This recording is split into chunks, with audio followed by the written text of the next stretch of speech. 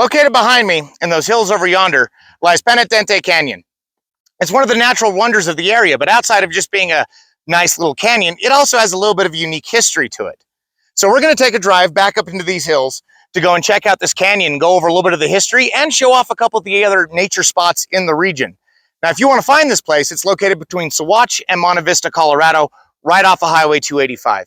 Short little drive off the main road through the small town of La Garita, and then up in this road. And you should be able to make it in most vehicles, so let's go take a look.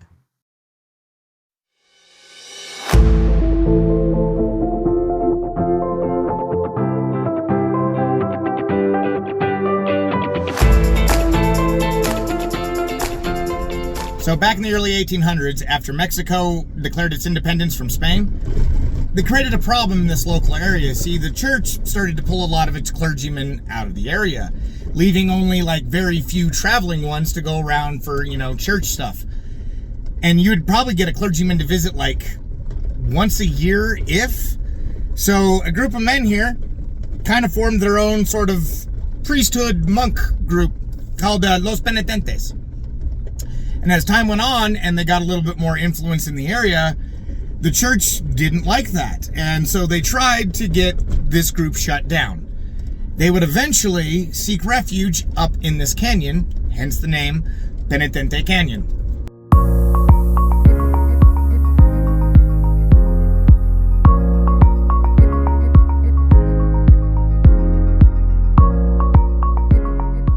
Now, though the Los Penitentes were about the last group to actively inhabit this canyon, they were not the only group. Humans inhabiting this canyon has gone back hundreds, if not thousands of years. When you come here right outside the parking lot, you can see proof of that with the Los Penitentes Canyon paintings. There's a few other paths here to take too. We got one we can take just outside of the parking lot. We got the Blue Sky Loop just south of us. That one goes up to the top of these little crests. We're going into them.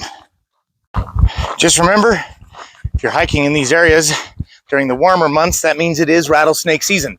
So keep your ears and eyes open.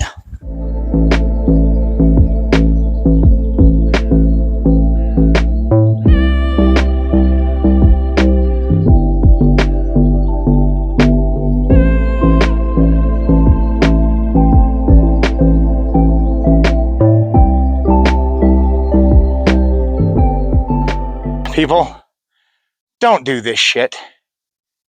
Please, can we stop that fucking bullshit? And that's not even the only one here. Just earlier this year, somebody took it upon themselves to repaint a Madonna that had been painted back on the rocks.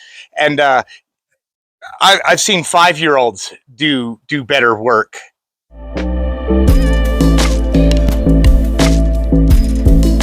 And to think, not even 200 years ago, a group of monks would have been right around here, hiding so they could conduct their worship away from the church. And I gotta give them credit to get in and out of here all the time, especially scrambling up some of these rocks. They had to have been in pretty decent shape at least. I do get amazed just how much has been in my backyard that I never went to before. What was wrong with me? The other hiking trail here, Blue Sky Trail, goes up and over to the top of the canyon. That's what we're on now. It's not too bad. A whole lot of flat rock, so kind of makes it easy to climb up. You can camp up here too, but I do believe camping is reserved. So you gotta go on like that government website and make a reservation. So at least there's that. Now that trail continues up and over along the top of the canyon. I think I went up as far as I wanted to because, man, look at this view.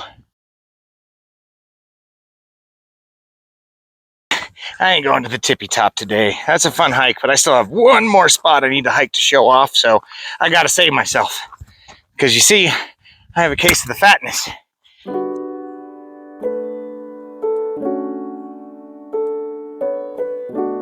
Now, the Penitente Canyon Trail hike and the Blue Sky Loop and all the other trails out here are not the only things to do in the area. If you're into it, you can also go rock climbing. You'll notice they got all the different stuff you need already hooked up.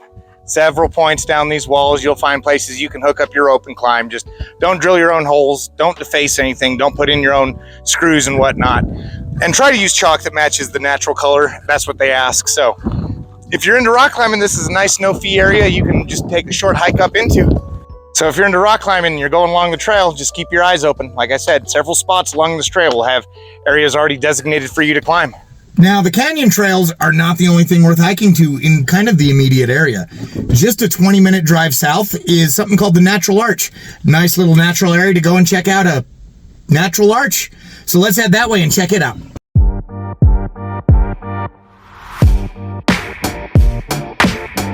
Now, the trail to the Natural Arch isn't actually that long of a hike. See, actually, once you just pull right here into the parking lot at the top of the drive, the arch is right there. However, it is a little bit steep. You know, no matter how nice a day it is, there's just some things that always make it a little bit better. That's gonna be fun.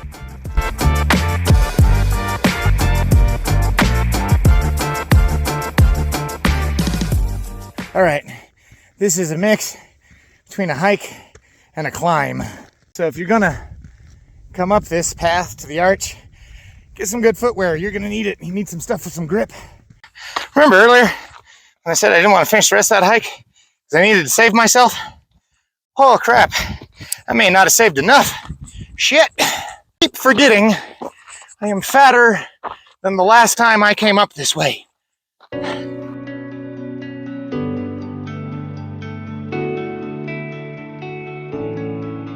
It's a bit windy up here because pretty much all the wind goes through this hole, but worth the climb. However, there are easier trails up on the other side. They're just way longer. You ain't gonna lie, the last little bit of that was a little bit of a rock scramble. Woo!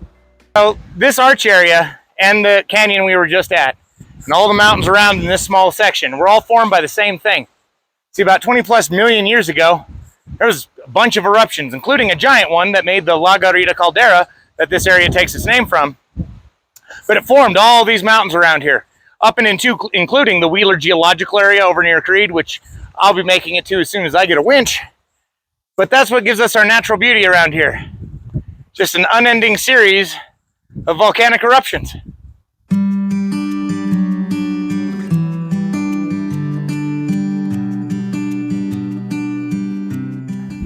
So, I just pretty much came down that on my butt because it was about the safest way to do so without sliding.